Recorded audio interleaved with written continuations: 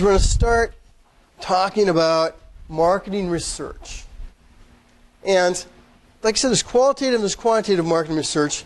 But I think what I'm going to do is I'm just going to use the overheads. I think I might fix though. But what we're going to do is to think about marketing research without a context is just mind-numbingly boring. You know, it's like being in geometry club. I don't know why I'm picking geometry. I actually think it's okay. But what we're going to do is we're going to look at a context. We're going to look at a business that's for sale. And what we're going to do is we're going to figure out whether we want to buy this business. Okay? Now, it's kind of a crazy business, and you have to sort of suspend disbelief. But I'm going to read a description of this little business to you. And what I'm going to ask you to do at the end of this reading is discuss with another person whether you want to buy this business, whether you don't want to buy this business, and why. Okay? And again, you got to suspend disbelief because it's a business up in Maine. If you say, "Well, I've never leave the city," that's fine. But for the purposes of this, try to suspend that and work within the constraints that it's a possibility. So here it is right now. You're not going to be able to see it, so I'm going to have to read it. Oh God, oh yeah. So here's what it is. It's interior furnishings. Yeah. Now, try to listen carefully because when you break into groups, I want you to be very specific why you do want to buy it or why you think this is the stupidest thing in the world. The business, for nearly a century, this family-owned business has served the interior fashion needs of the well-heeled, mostly summer, residents of down east Maine. The store, open year-round, derives 70% of revenue from the in-house manufacture of custom window treatments. That's like drapes and shades and stuff like that.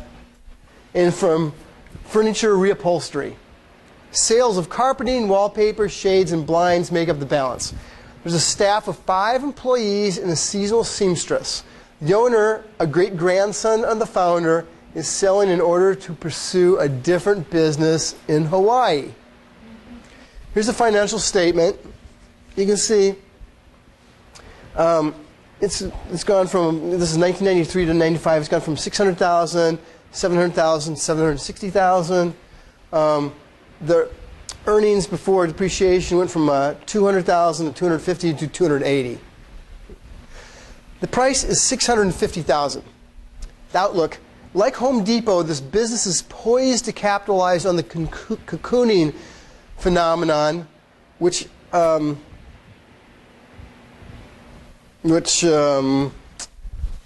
says that staying in is in.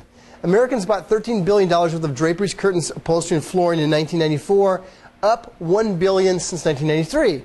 Its business revenues have doubled since it moved to an expanded, higher traffic location. And in 1987, and that's without the benefit of a brochure or direct market. Sorry about that. Wow, I don't. I'm like, the business's revenues have doubled since it moved to an expanded, higher traffic location in 1987, and that's without the benefit of a brochure or direct marketing program. Currently, 70% of the sales come from repeat customers. The new owner could expand that base with the addition of a commissioned salesperson and promotional options like mailers or by offering interior decorating classes. The rationale for the price is that it includes $50,000 of working capital and approximately $50,000 worth of fabric samples, furniture, fixtures, and equipment, including a networked order tracking system and 2 company vans.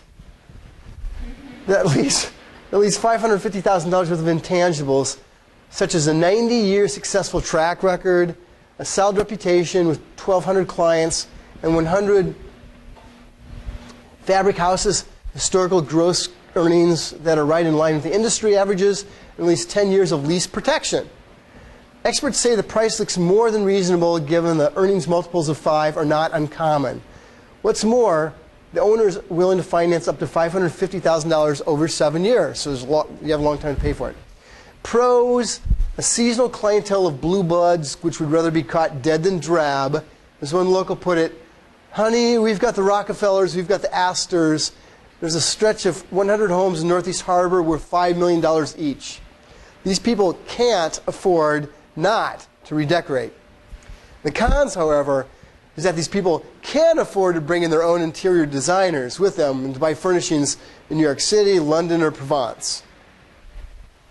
What I want you to do is get together with one or two other people and decide, do you want to buy this business or do you not want to buy this business, and why? Okay.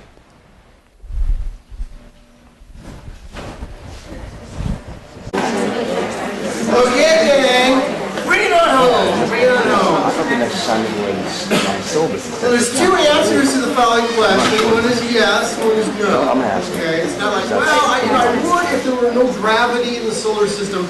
No, it's either yes or no. The question is, would you buy this business? How many people say, no way, no way, no way. It's ripped off, no. Put your hand up, put your hand up, put your hand up. Hold it, be bold. So 1, 2, 3, 4, 5, 6, 7, 8, 9. Okay, tell me why. Well, why did I say this is such the idea? We said that it seems like, given like the region and everything else, this like small, like homey business would more attract the people who are like more modest residents in Maine, as opposed to the people that are actually going to patronize the business by spending money on like these somewhat expensive like home furnishing. So you probably have something about the market. Can you tell me? Yeah, I would think that like the type of people that would want to patronize like the small homegrown business, as opposed to like getting their own designers in, doesn't align with the people that they are targeting. They've been successful for the last 90 years. The last 90 years they've been selling these things. What do you think is going to change? I basically just thought that with that kind of money, that the majority of them would go to like private interior decorators. Okay. So kind of the idea you're kind of saying is that with this market, it might have been doing okay, but it's going to dry up. Market will dry up. Mainly, possibly because what they'll do is they'll be going to private. What do they call it, like personal shoppers or personal decorators, private personal decorators. Or what else might it dry up? Or what have you been thinking? Those kinds of shops are limited, whereas people, a lot of money like help endless options and stuff like that if they hire someone to do it. Too limited. Okay, got it. Okay, got it. What else did you guys think this is a bad idea? I mean, the reason that things might be changing now as opposed to like the past 5 years is with like technology, like things are constantly advancing. It's probably becoming easier and easier to bring things in from like Paris or Well, good point. My photograph. Easier to buy because of like internet, or because it's a smaller world in some ways. Free trade. Free trade, yeah, that's right. Very good. Yeah. Also, with like something like interior decorating, the trends change so often, and like as a small firm, it's harder to constantly be changing what you keep in stock and what you're able to get from different companies. They won't necessarily be willing to cater to you as much when you're ordering small quantities. No, the rest of you said, this is a great idea, I love it! You're going to have to address these reasons why they say it's terrible, okay? So just don't sit there and space out and think about your integrative customer assignment and what that might be.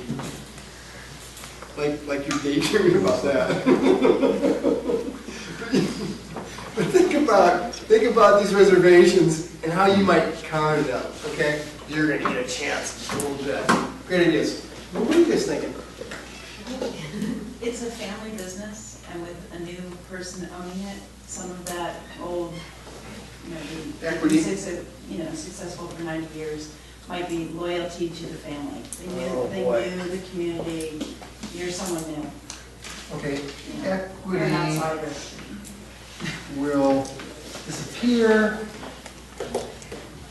because loyal to the family.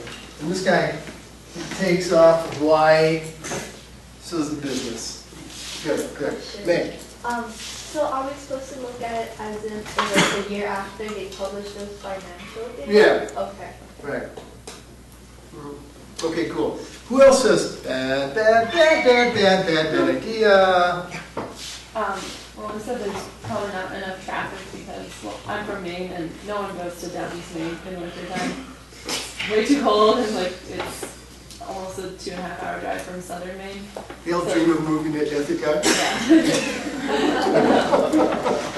There's just not enough traffic year round to drive sales. Market is way too small. Now that you've left, it's just the place is decimated. Okay. What other reasons do you think this is a bad idea? I'd say that it's very overpriced because according to what their profits would be, that you're not going to make the money back for years, and if the market dries up, then you'll be left with. Okay. So the market's way too small, and the market might dry up, so you're not going to be. So it's actually kind of along this line is that you're not going to be making your money because of number one and number two. Well, let's put it. 1, 2, or number 1, number 3. Won't make enough money, so it's overpriced. Good. Other reasons? Along the lines of number 3, do you think there's any room for them to expand, to other markets? Like it's based on like where it is and who comes? They can't really expand into other markets, okay? And last, anybody else have anything that hasn't been touched upon so far? Yeah. Gabriel? Are we not allowed to ask questions about this? No. Okay. So I know all that you know. Okay. You know all I was that I just know. wondering when they moved the business to an area with more foot traffic. Was that recently or was that like? 1986, I think, yeah. Okay. So this took place in 1994, so it's 8 years earlier. All right. Then I would say that I wouldn't buy it personally because this business has been in the family for like 100 years, and the owner, who is presumably in that family, is selling it. I would guess because the because it's unprofitable, so unprofitable to him that even the motivation of keeping it in the family and keeping a tradition is outweighed by that unprofitability, so he's going to pursue something in Hawaii. If it is profitable, I don't understand why he would sell it to go to somewhere else, except if that was just so much more profitable than what he currently had, which I don't see that happening if it is a family business. So he could be burned out, he could have no family wealth, and he really can retire. Nobody retires, he's pursuing other things. I mean, but it could just be that. Okay. But I mean, that's true, but yeah. Okay. No, but I mean, that's definitely a warning sign. You kind of go, wait a minute, what? Just like when you buy a house from somebody who's selling their house, but they're staying within the same town, you kind of go, yeah. Yeah, two pretty different questions and pretty straightforward. Is Zach over there to the right of the board, top right? That's for us, because that's different than the syllabus. Yeah, no, that's for this Wednesday, yeah. Okay, that's okay. And also, what does it say can expand into other? Can't expand into other markets, like, you can't set something up we're assuming that you can't set something up in Portland, or you can't set something up in the Fiji Islands. Okay. Then you're kind of stuck to down East Maine, which we know now is a non-happening place. Okay. Well, in the summer, it's just not in the winter. Okay. This is Maine. And also, I guess they were saying that it's a little bit more seasonal. They said that summer they get a lot more of the sale, so the rest of the year might be really quiet. But since they gave us a number that just says how much they got per year, you don't really know if it's only profitable in like the 3 months in the summer and then you don't sell anything in the winter. Any other concerns about that aren't up here? Mention? Yeah, well, that could be. And then also that they said they have a clientele that like a core customer, Right. but then I don't think people actually redecorate that often. So if 'cause that might they might redecorate every like 5 years or something. It's not something people buy all the time. Okay, got it. People redecorate too infrequently. Okay, now all the rest of you said, you know, I think there's some potential here.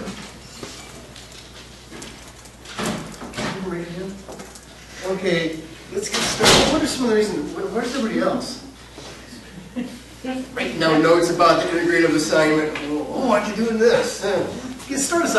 Remember your name again. Teresia. Teresia, yes. Well, if it's too From limited, Moline. yeah. Yeah, very So good. if it's too limited, I think that's a good thing because people will, it'll be like more prestigious that like my neighbor can't buy what I have. I like it. Prestigious that it's limited and locally personal. Okay, got it. Okay, good. The other reasons you thought this would be pretty cool? I mean, I just like interior design, so for me personally, Yeah. it would be cool to own a business like that. Yeah. And then like because it already has like a 90-year good reputation, I feel like that's gonna, a lot of people when they're looking for somebody to redecorate, they're gonna look for somebody that comes well recommended. And if they've been doing it so well for so long, it'll inspire even new customers to come to them. So you say the equity is important, it's going to continue. It's been there for 90 years. This loser's going off to Y. It's still going to be there. Good, good. Other reasons, other people said yes. Yes, Chip? Well, I guess like the market will dry up based on the numbers. It seems like revenues and earnings have been growing in the past, and also that's been from repeat customers. Revenues and earnings have been. So like, there's definitely an opportunity for non-repeat customers, and it's like a huge market. It's also, I guess, this might be like a new marketing thing, but I think people might want like an authentic designer as opposed to, I mean, anyone can get like someone from, not a big city designer, but like this is authentic, like Maine, something, an appealing sort of strategy. Equity important will continue, and then I guess also just the idea, and it's, what would you say, it's local, authentic. Yeah. Like that, that's a good word. Authentic. That's really cool. And you can't imagine the Rockefellers and the Astors getting online and trying to buy something off of, you know, like eBay. Yeah, okay, cool. Anything else? So when you talk about these new customers, how do you want to target new customers? I guess just finding, I don't know, laddering probably. Okay, well, we can ladder existing customers and find out maybe where we get. Good. Oh, to add for finding new customers, like when someone moves into those big houses that they were referring to, you could like send them a mailing. Good, I mean, there's a lot of really cool things we can do here. Mailings, or we can get some, I mean, some like this, Or like some go flowers, visit them or something, yeah, like that.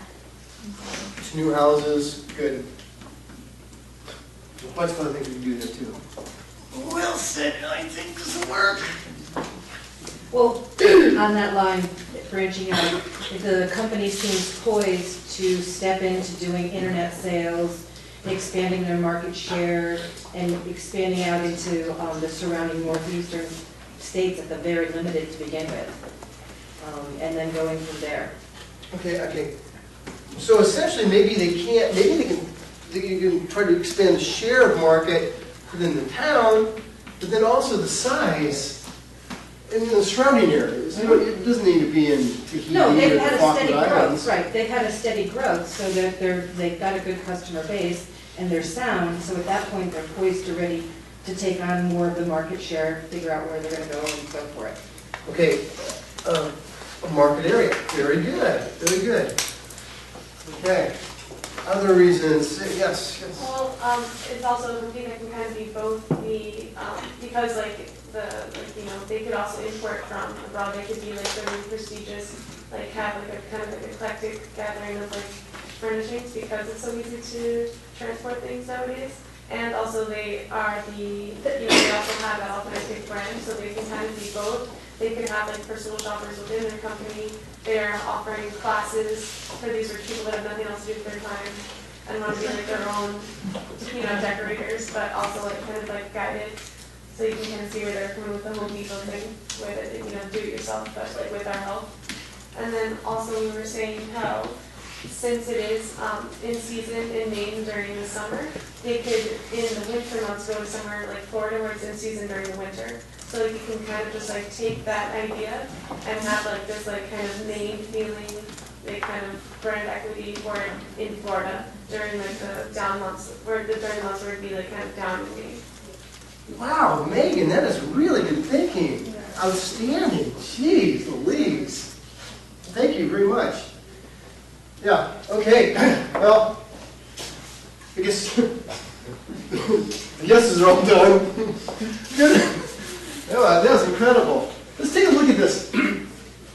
Look at the no ways. The market might dry up. It's private, personal.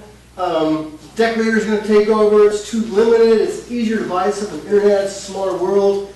And they can't really,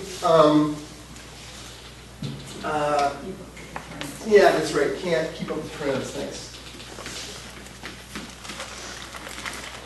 Second, equity is going to totally disappear because these are people who are loyal to the family and not loyal to like this business. The market's way too small. They won't make any money. You can't expand in other markets. Fourth, it's too seasonal. And fifth, people redecorate too infrequently. Jeez. On the S side, we say, well, yeah, but it's prestigious and it's limited. And I like this idea that it's authentic. It's kind of locally positioned, it's not authentic. The equity is important and it will continue. Earnings and revenue are growing from repeat customers, but we can also target new customers, whether it be mailings, new addresses, this, wherever. We can expand the share of market and the size of the market area. Okay? We can become more trendy. You can offer a personal shop within house if somebody wants a personal shop today. That can be something we can offer. And they can make it seasonal, but they go in somewhere else in Florida. Now, is it clear if we vote right now? I'm going to give you three options. I'm going to say who wants to vote yes, who wants to vote no, and who is undecided. Who says no way? This is still the dorkiest idea I've heard in a long time.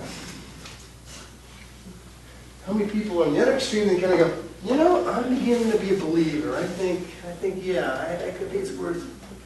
Put your hands up. Like, how are you going to say, I don't know, it's still a toss-up.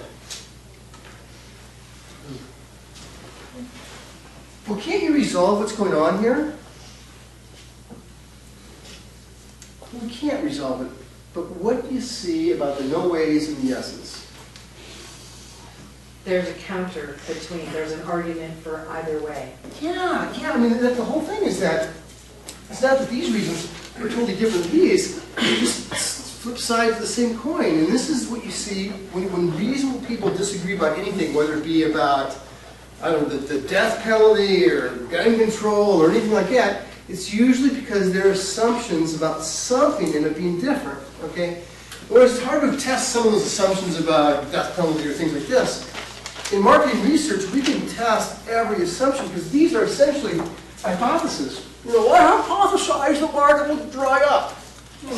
Or here we say, no, I hypothesize the market's going to explode. Huge. So if we look at this, what would be the common themes that we need to resolve? What would be one thing we need to resolve that would make you, the person in the middle, say, I'll pay this amount of money and more? Or, I'm not going to pay anything for this. What would be one thing you want to resolve? Yeah, that's Megan also, right? Yeah. I'd say the too seasonal, that aspect, making it establishing a market for it somewhere else for the off-season. Too seasonal? Because they're very profitable during their on-season, so for those months where there is a market, maybe establish it. Okay. Okay, so you say one assumption that we need to check out is whether it really is too seasonal and whether we have a chance to build things in May. Okay, so if we were to be able to sort of resolve that, and I would say with 100% certainty, it's not really seasonal here. And with 100% certainty, we could build a business in Florida, like a satellite operation. You say, great, I'll buy it. What would be another thing we need to resolve? Yeah. I think Tell me your name, please. Susan. Susan, thank you, Susan. I think you need to like research how much growth opportunity there actually is within Maine and like that neighborhood. So specifically, we want to, is this too seasonal? And your question would be that we want to resolve is there actually growth opportunity? Can we grow the main market? Good. What would be something else you'd want to resolve? Well, I'm wondering if people are really loyal to the family. That's so because important. is this guy who's going to Hawaii, was he really all that involved, or was he just kind of the owner and the guy who gave out the paychecks? Or are people loyal to the quality of the product and to the people who actually work there? Are people, like clients, loyal to the company or to the family? And you know, what other loyalty would you want to think about here is really important? Your clients. You're loyal to your clients. Yeah, the clients loyalty to the company and the family. What other? Maybe like loyalty to the brands that they carry. Okay, loyalty to brands, loyalty to... The place, that it's there, that it's not something. Okay. The employees. And the employees, yeah. I mean, because the thing is, if all these employees say, yeah, we're out of here, you're going to end up with nothing. You're going to have to start over again. So, essentially, are the clients and are the employees? Okay, good. So those are 3 questions. What else do you need to resolve here? What else do you need to resolve? What else do you see as a point of conflict? Yeah. You might want to take a look at the housing market, see how many people are refinancing their homes, and stuff like that. Okay, well, here's what we're going to do. This housing market going. Here's what we're going to do. We got 10 minutes to figure this out. Now, what we're going to do is we're going to put together a task force. And can you tell me your name again for Maine? Nicole. Nicole. And Nicole's going to be in that task force. We need to have 3 more people. And what we're going to do is we're going to chop her into Down East Maine tonight. Tomorrow morning we're going to get up and we have 8 hours to figure out the answers to these 4 questions. Okay. Now we're probably going to be able to answer them 100% accurately, but if we get things to 90% set of accuracy, Megan's going to say, okay, I'll vote for it or I'll buy it. If we get things to maybe a 90% set of accuracy here, someone else will say, okay, I'll vote for it. You get it right. So let's look at that. And we're going to take our helicopter there, and we're going to have 4 people who are going to answer 4 questions. That's Susan. It's Nicole. Yeah. Nicole, which of these questions do you want to answer? We're going to land at 8 o'clock tomorrow. We're going to start working. Which one of the questions do you want to answer? The first one. First one. Who wants to join us? Who wants to fly with a helicopter? Tell me your name, please. Stephanie, Stephanie, which of these questions do you want to answer? our clients / employees low. Okay, great. Third person. Who else wants to go? Okay, great. And Teresia. Teresia. Thanks, Teresia. Which one do you want? Is the housing market growing? Is the house market growing? And the last one we get is, can we grow the main market? Who wants to answer that? Okay, Kristen. So here's what happens. Helicopter. We're going to go there. What's the first thing you want to do, Nicole, to try to answer this? Now, again, there's no way we're going to perfectly answer this question. But what can we do in 24 hours, or in 8 hours, just tomorrow? What can we do to figure out, is this too seasonal, and can we build in the off-season in Florida? Because what's going to happen is we're going to go, you're going to go in your direction for 8 hours. Kristen's going to go in her direction for 8 hours. Stephanie's going to go in her direction in 8 hours, and Teresa's going to go in her direction for 8 hours. We're all going to come back at 5 o'clock. We're going to open a bottle of Chardonnay, and we're going to tell each other what we learned. So what are you going to do to figure this out? The first thing I would do is probably take a look at the current product offerings to see, what stuff is too warm to sell in Florida versus geared more for the Maine climate. Okay.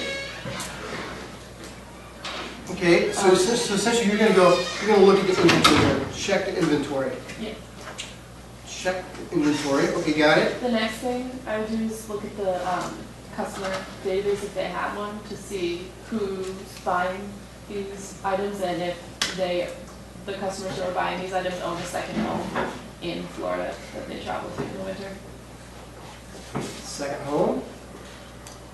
What else do you want to do when you check the database? Because we want to figure out not just if it's seasonal down in Florida, but it's seasonal up here. Right, I would want to check the traffic in the store for the whole year. See what months are the peak. Okay.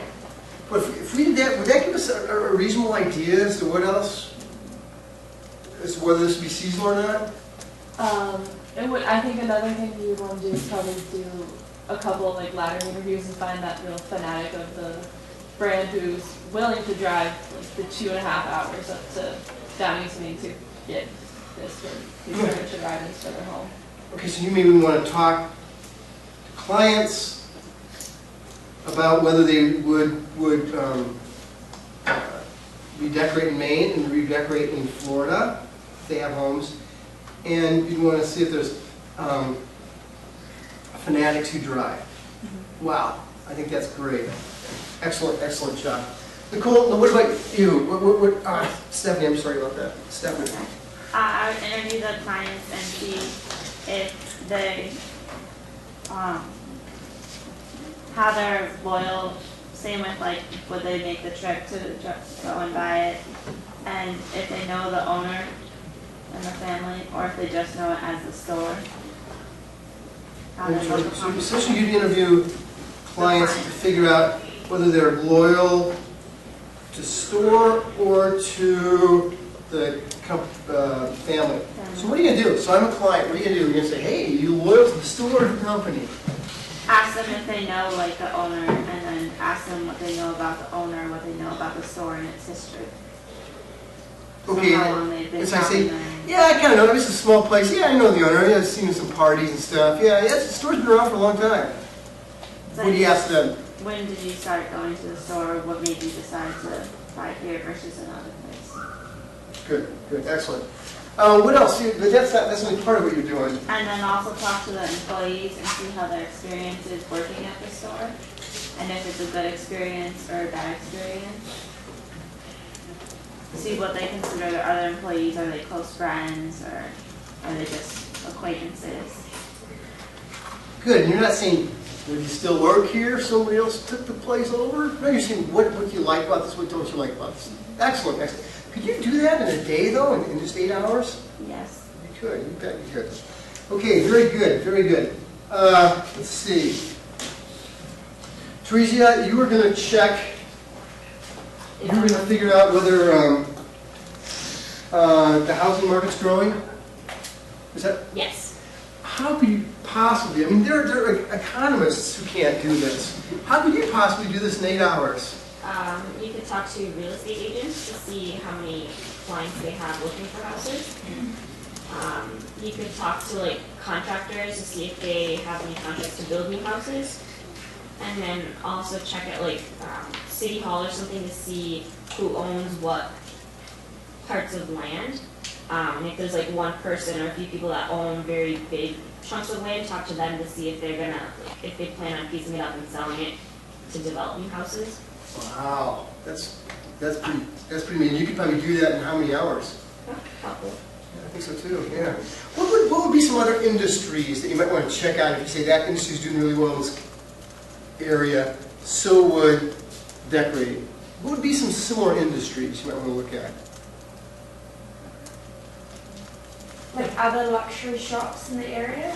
Other luxury shops. What would be some luxury things that people don't need, but they, Like or services? salons and spas and spas.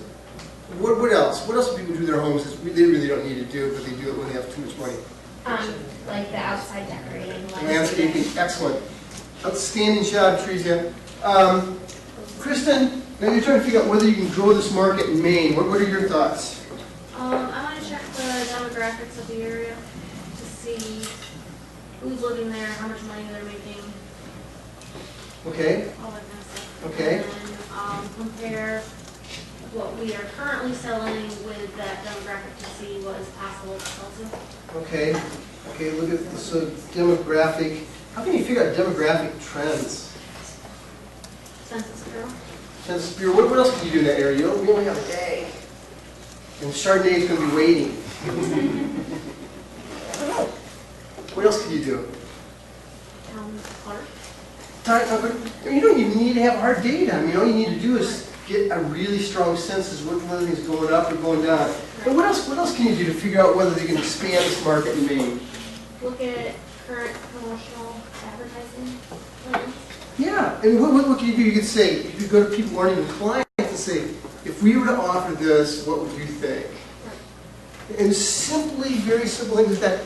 So essentially what we have is we have something that can be basically solved within about 36 hours, okay?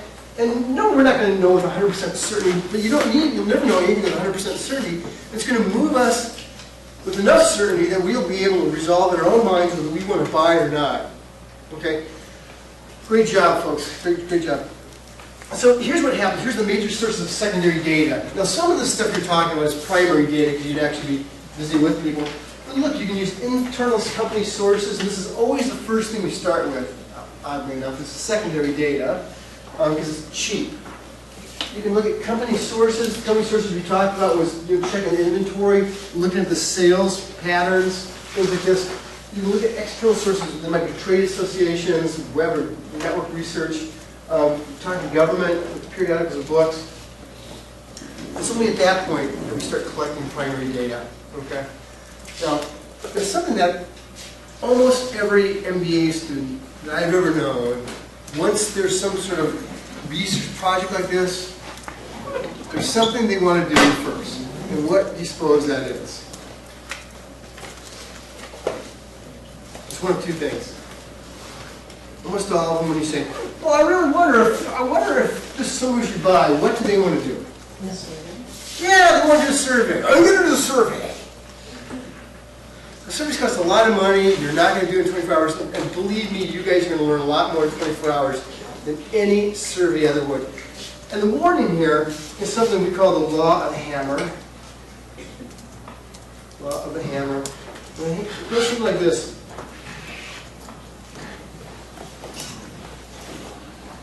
If the only tool you have is a hammer